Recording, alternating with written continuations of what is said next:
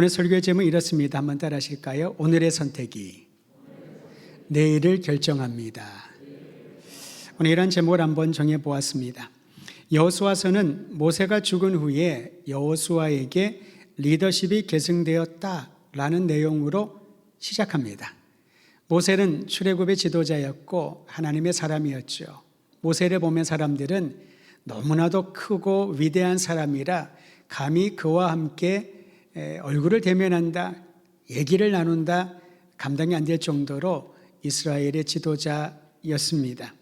그랬던 모세가 이제 죽은 후에 여호수아에게 리더십이 이양되면서 여호수아는 이스라엘 백성들을 이끌고 특히 광야 세대라고 할 수가 있죠. 새로운 세대를 이끌고 가나안 땅으로 들어가게 됩니다. 여호수아가 얼마나 부담스러웠을까 싶습니다. 그냥 일반 사람도 아닌 모세를 이어 지도력을 발휘해야 됐기 때문에 그 자체만으로도 굉장히 부담이 됐을 것입니다. 만약에 전임자가 조금 문제가 생기고 못했더라면 몰라도 모세잖아요. 모세를 이은 여호수아. 게다가 여호수아에 대해 성경은 어떻게 묘사하고 있냐 하면은 모세의 수종을 들던 자라. 어감상으로는 마치 모세의 종처럼 느껴지지 않습니까? 그런데 원래 그 뜻은 우리가 느끼는 어감처럼 모세의 종, 모세보다 조금 못한 사람, 그런 의미가 아니었습니다. 그는 모세의 조력자였습니다. 조력자였던 것이죠. 여러분, 저는 축구를 잘하지 못하지만 보는 걸 참 좋아합니다. 축구를 경기를 보면 다른 운동도 마찬가지지만 골 넣는 사람이 영웅처럼 부각되잖아요. 그래서 골을 넣으면 공격 포인트를 한 점씩 줍니다. 그런데 그가 골을 넣으면 혼자 여기서부터 끝까지 달려가는 게 아니거든요. 팀원들의 도움이 필요합니다. 그래서 이 팀워크를 보는 데 있어서 축구만큼 우리가 배우기에 좋은 운동은 없는 것 같습니다. 골을 넣는데 결정적인 도움을 준 사람을 어시스턴트라고 합니다. 조력자라는 것이지요. 골을 넣은 사람에게도 공격 포인트 1점을 주지만 그 골을 넣을 수 있도록 가장 영향을 준 조력자를 그에게도 공격 포인트를 하나를 더 줍니다. 저는 굉장히 합리적인 룰이라고 생각을 합니다. 여호수아가 그런 조력자였던 것이지요. 그저 모세보다 조금 못하고 모세에 뒤지는 정도의 사람이 아니라 하나님께서 출애굽 이후에 이스라엘 백성들을 광야를 거치는 그 기나긴 여정 가운데 모세를 조력하여 공격 포인트를 쌓아 올린 하나님의 도구가 바로 여호수아였던 것입니다. 여호수아에게는 신앙의 정통성과 언약의 지속성이 주어졌습니다. 이것이 그가 리더십을 발휘할 수 있는 굉장히 중요한 요인이 되었던 것이지요. 신앙의 정통성은 무엇입니까? 그는 애굽에서 모세와 더불어 이스라엘 백성들이 자유를 누리는 일에 현장에 있었던 사람입니다. 수많은 사람들의 불평과 원망, 광야 40년 동안 참으로 힘든 고비고비마다 그는 그 현장에 함께 있으면서 구원자 하나님만을 신앙하겠다고 그 믿음을 지킨 신앙의 정통성을 가진 지도자였습니다. 더불어 하나님께서 모세를 통하여 주신 이스라엘 백성들을 위한 약속을 그는 받아서 그 약속을 성취하는 과업에 헌신했던 사람이지요.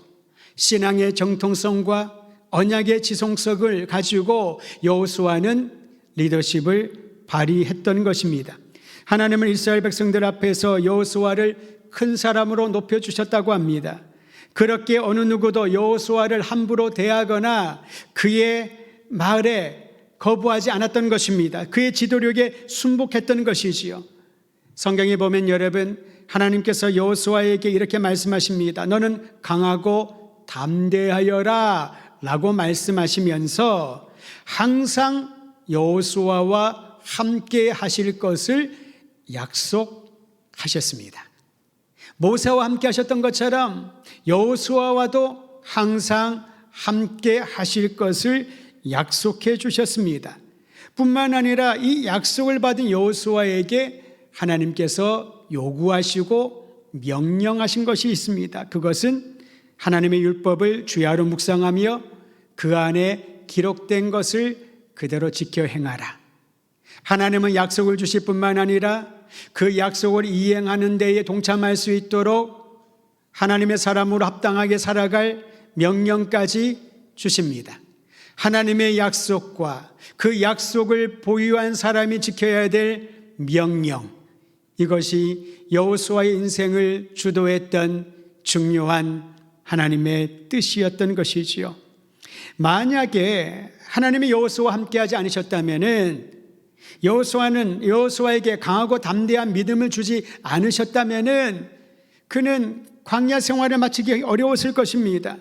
가나안 땅에 거주하는 부족들과의 전쟁에서 승리를 장담할 수 없었던 것이지요. 하나님이 함께하셨기에, 그에게 담대함을 주셨기에 그가 하나님의 명령대로 순종하며 말씀에 기록된 대로 지켜 행했기 때문에 이 일들이 일어났던 것입니다.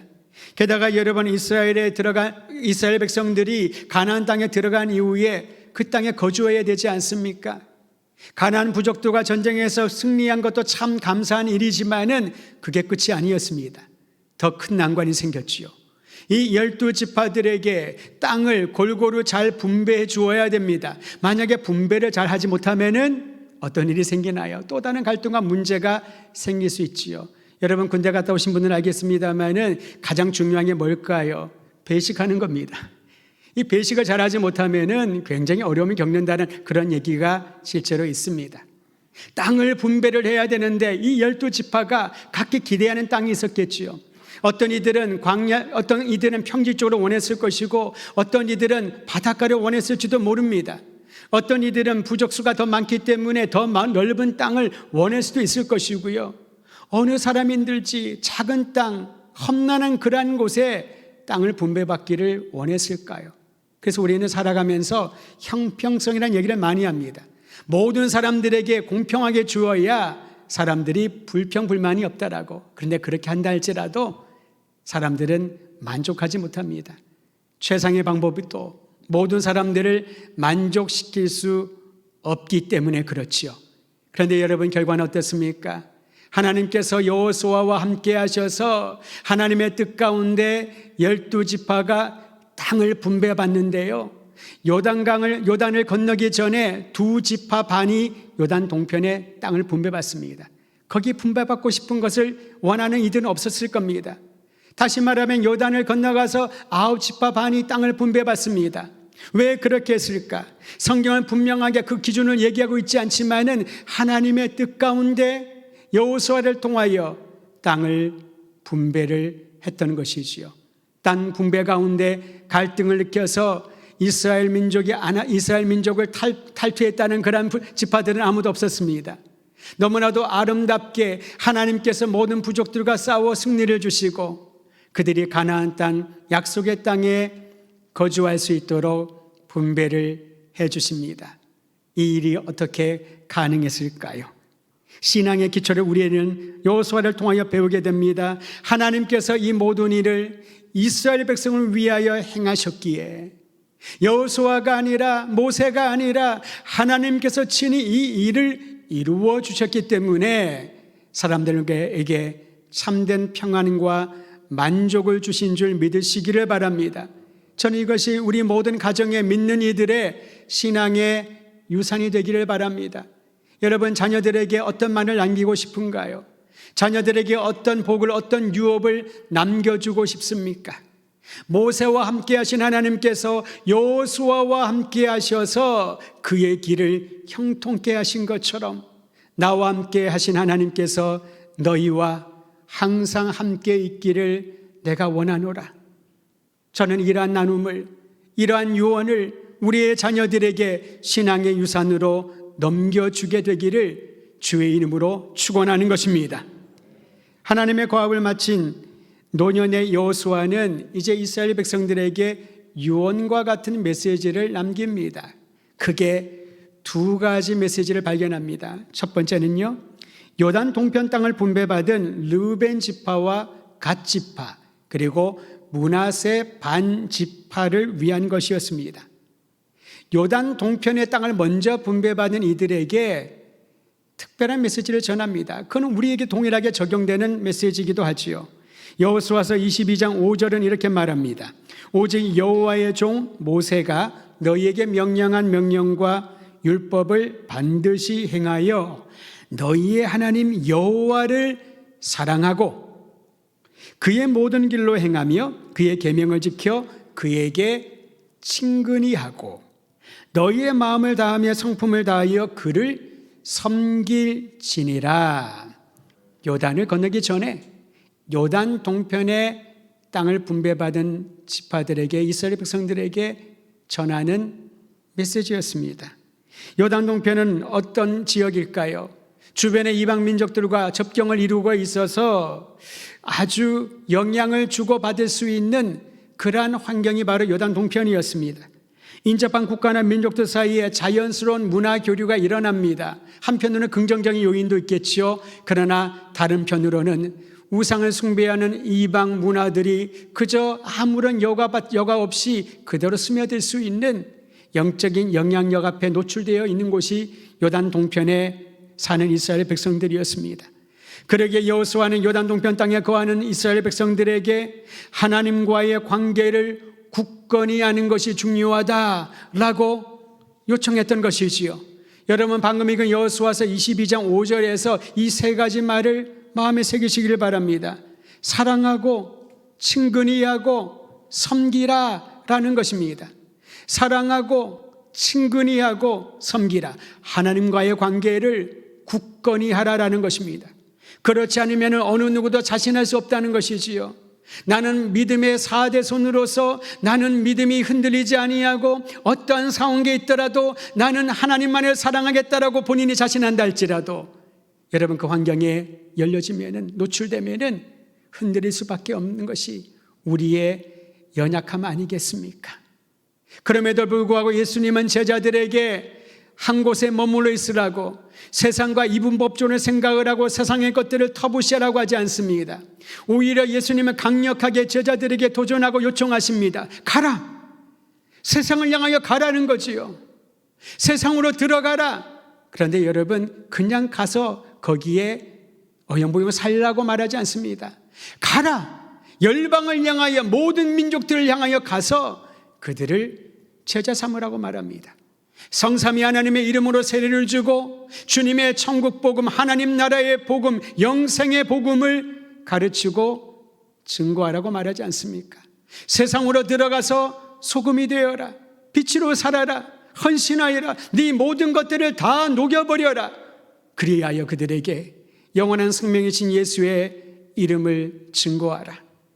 예수님께서는 제자들에게, 오늘날 우리에게, 교회에게 세상을 향하여 세상 안으로 들어가라고 말씀하십니다. 그런데 여러분, 우리가 하나님과 굳건한 관계가 세워 있지 않으면은 들어가자마자 소금이나 빛이 되기는커녕 영향력을 받아서 세상을 보니까 너무 즐겁고 너무 재밌고 새롭고 매료되어서 신앙 다 잃어버리고 살아갈 수가 있으니 하나님과의 굳건한 관계를 가지라라고 강력히 요청하고 있는 것입니다.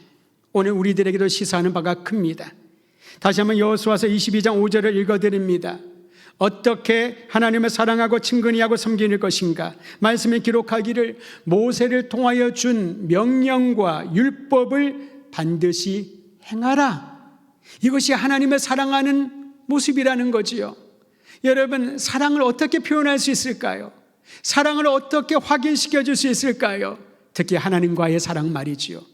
하나님의 말씀을 따라 실천하고 행하라는 것입니다. 뿐만 아니라 하나님이 지시하신 길로 행하며 그의 계명을 지키는 것, 이것이 바로 하나님과 친근한 관계에 있는 것입니다. 하나님과 친해지기를 주의 이름으로 축원드립니다. 어떻게 해요? 그의 명령과 그의 말씀과 주님이 지시하는 길을 걸어갈 때에 그 사람은 하나님과 친근함을 누리며 살아가게 될 것입니다. 그리고 하나님을 섬기되 마음을 다하고 힘을 다하고 뜻을 다하여 하나님을 섬기라. 하나님을 섬길 때 이런 마음으로 섬기라는 거지요. 섬기는 건지 섬기지 않는 것인지, 이것이 주님이 주신 사명을 감당하고 있는 것인지 아닌 것인지 구분이 되지 않을 정도로 애매하게 섬기는 것은 섬기는 것이 아닙니다. 마음을 다하고 성품을 다하여 인격을 다하여 하나님을 섬기는 자들에게 주님께서 큰 은혜를 베풀어 주실 줄 믿으시기를 바랍니다. 세속 문화와 이방 민족과 이방의 모든 종교들에 노출되어 있는 요단 동편에 있는 이들에게 특별히 준 메시지입니다. 두 번째는 오늘 우리가 읽은 본문과 연관되어 있습니다. 특히 여호수아서 24장에 집중적으로 기록되어 있는데 대상은 온 이스라엘 백성들, 모든 지도자들과 모든 이스라엘 백성들을 모아서 24장 1절은 그렇게 기록하고 있지요. 하나님께서 이스라엘을 선택하여 언약 백성 삼으시고 그들을 지금까지 인도해 주신 은혜에 대하여 요약을 하여 여호수아는 전하고 있습니다. 여호수아서 24장은 갈대아 우르에서 아브라함을 부르신 것으로 시작하여 애굽에 내려가게 된 이유와 그곳에서 하나님이 구출하셔서 가나안 땅까지 이르게 된 여정을 간략하게 설명해 주고 있습니다. 여러분 지금까지 살아온 인생을 한 두세 줄 정도로 간략하게 요약한다면 어떻게 요약하시겠습니까? 여호수아서 24장은 그런 내용을 요약을 하고 있습니다. 이스라엘 백성이 40년 동안 거친 광야를 지나는 동안에도 하나님께서는 한순간도 그들에게서 눈을 떼지 않으셨다라고 말합니다. 요단 동편 강인한 아모리 족속의 두 왕을 하나님이 쫓아내셨고 요단을 건넜을 때에 가나안 땅에 거주하던 7 부족들을 격파하고 승리를 주신 것도 하나님이심을 여호수아는 간증합니다. 그랬기 때문에 수고하지 않은 땅과 건설하지 않은 성읍에 들어가 거주하고 심지도 않은 포도원과 감람원에서 포도 열매와 감람나무 열매를 취할 수 있는 은혜를 얻게 되었다라는 것입니다. 이것이 바로 하나님의 은혜인 줄 믿으시기를 바랍니다.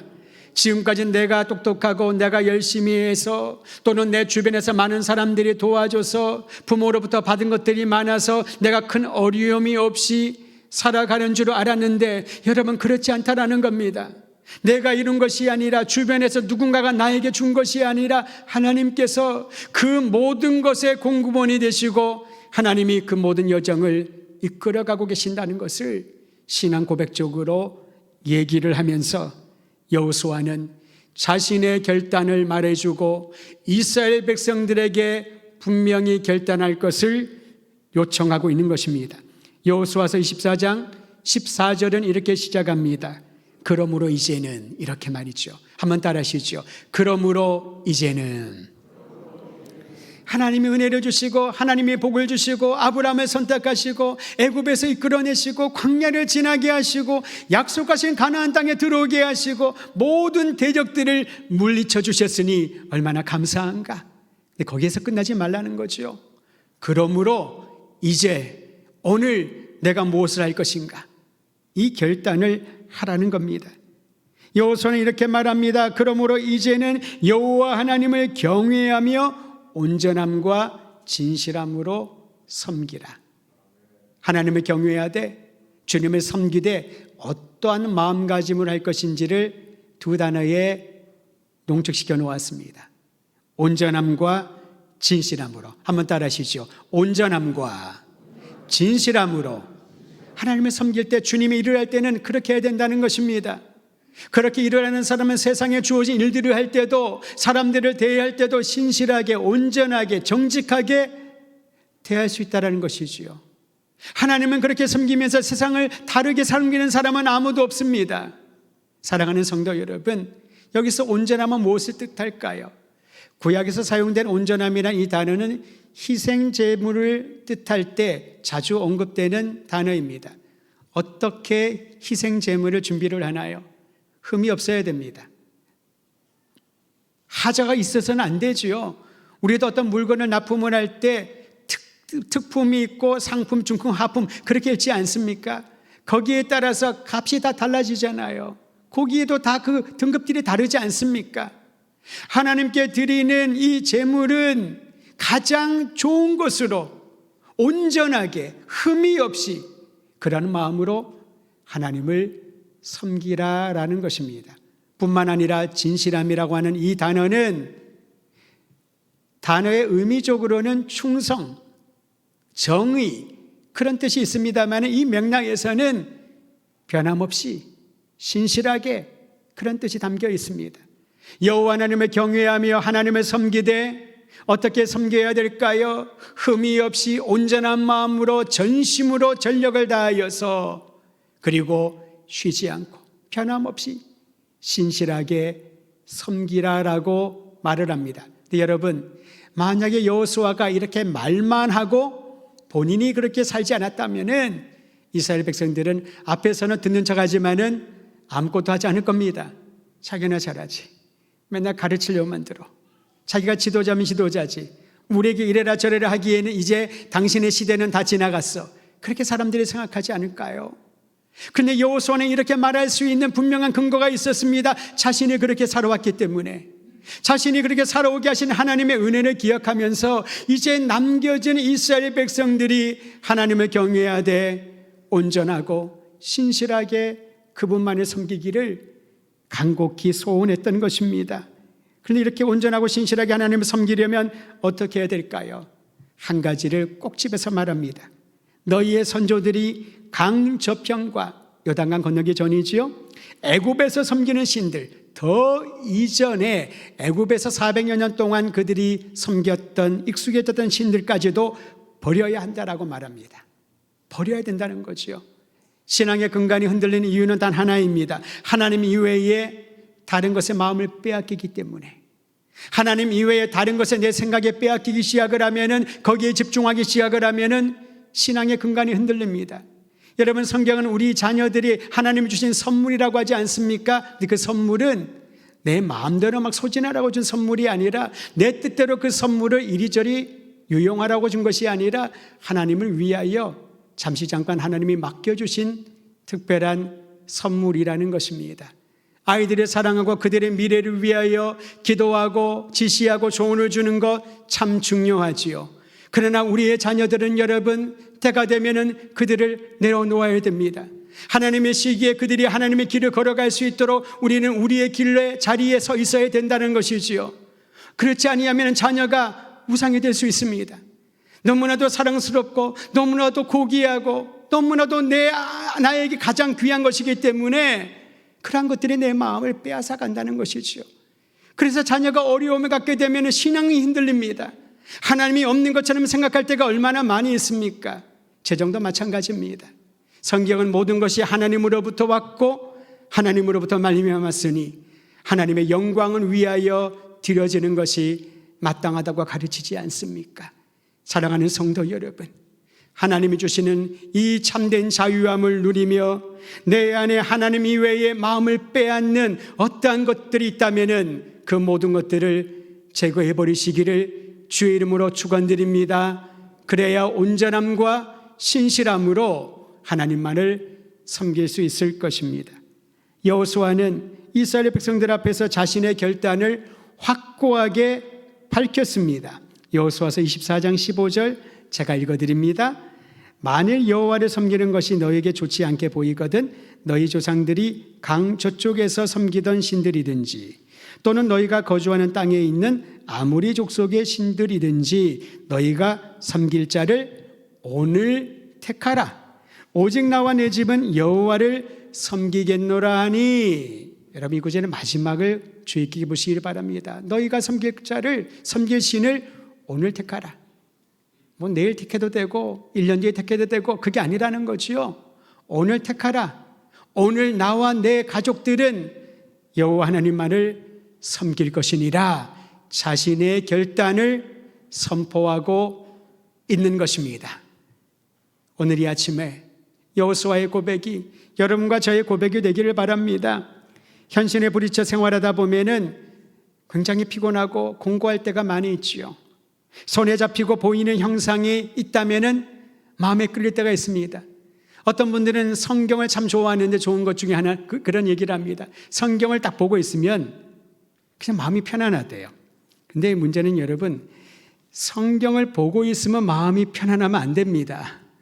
성경을 펼쳐서 그 말씀을 읽고 묵상하고 그 말씀이 나의 생명이 되어서 살아가게 하는 능력이 될 때에 평안함과 행복이 유지되는 것이지요.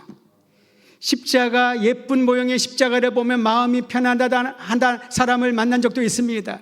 보여줍니다. 정말 아름답고 특이하게 만든 십자가예요. 근데 십자가는 무엇을 뜻합니까? 저주거든요. 저주받은 자의 상징입니다. 형벌의 상징입니다.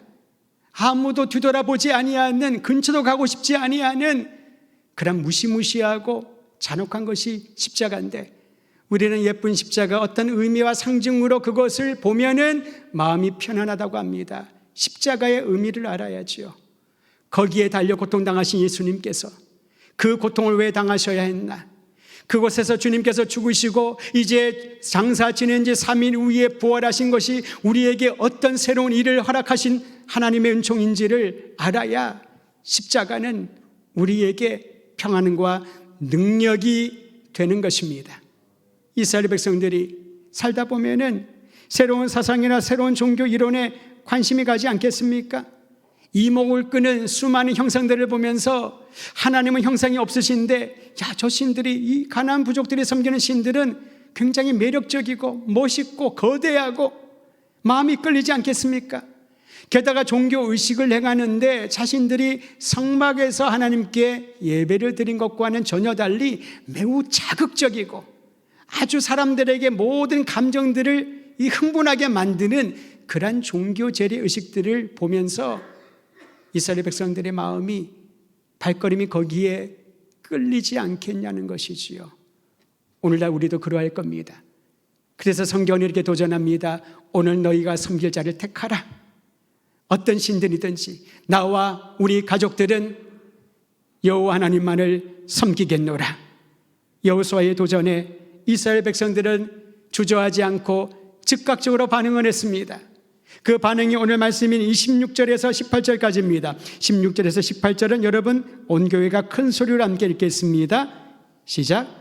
백성이 대답하여 이르되 우리가 결단코 여호와를 버리고 다른 신들을 섬기기를 하지 아니하오리니 이는 우리 하나님 여호와께서 친히 우리와 우리 조상들을 인도하여 애굽 땅 종되었던 집에서 올라오게 하시고 우리 목전에서 그 큰 이적들을 행하시고 우리가 행한 모든 기류과 우리가 지나온 모든 백성들 중에서 우리를 보호하셨음이며 여호와께서 또 모든 백성들과 이 땅에 거주하던 아모리 족속을 우리 앞에서 쫓아내셨음이라. 그러므로 우리도 여호와를 섬기니니 그는 우리 하나님이심이니이다 하니라. 아멘. 백성들이 주저하지 않았습니다. 좀 생각해 볼게요. 좀 의논해 볼게요. 어떤 것이 우리에게 유익이 될지 그렇게 생각하지 않았습니다. 즉각적인 반응을 보입니다. 우리도 여호와를 섬기겠습니다. 그분만이 우리의 하나님입니다. 여러분, 세상의 모든 종교들과 형상을 가진 우상들은요, 우리의 필요에 의해서 선택하지 않습니까? 내가 건강하기 위하여, 우환이 지나가게 하기 위하여서, 가정에 문제가 생기면은 이 문제를 해결해 줄 어떤 초월적인 대상을 찾아서 종교를 택하고 또 본인이 섬길 신을 택하지 않습니까? 하지만 우리가 하나님을 선택하고 하나님을 믿기로 결단한다는 것은 나의 유익만을 위한 것이 아닙니다. 이미 하나님이 행하신 구속의 은총과 놀라운 사랑이 이미 주어졌기에 그 사랑을 깨닫고 난 이후에 주님 앞에 감히 주님, 내가 주님을 섬기겠나이다 라고 고백하며 결단하는 것이지요. 이스라엘 백성들이 그러한 형태를 보여줍니다. 자신들을 지금까지 살려주시고 이끌어주신 하나님, 애굽 땅에서 올라오게 하시고 보호하시고 아모리 족속들을 쫓아내주시고 자신들에게 영원한 번영의 약속을 주신 하나님만이 우리의 주님이십니다. 우리가 주님을 섬기겠나이다. 내일도 아니고 모레도 아니고 오늘 이 결정을 하겠나이다.